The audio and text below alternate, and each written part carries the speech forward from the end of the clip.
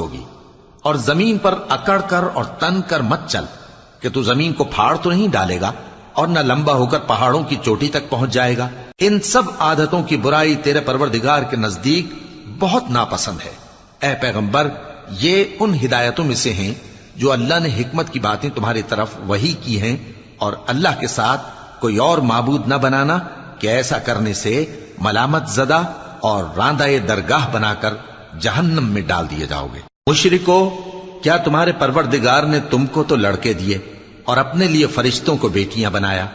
کچھ شک نہیں کہ یہ تم بڑی نامعقول بات کہتے ہو.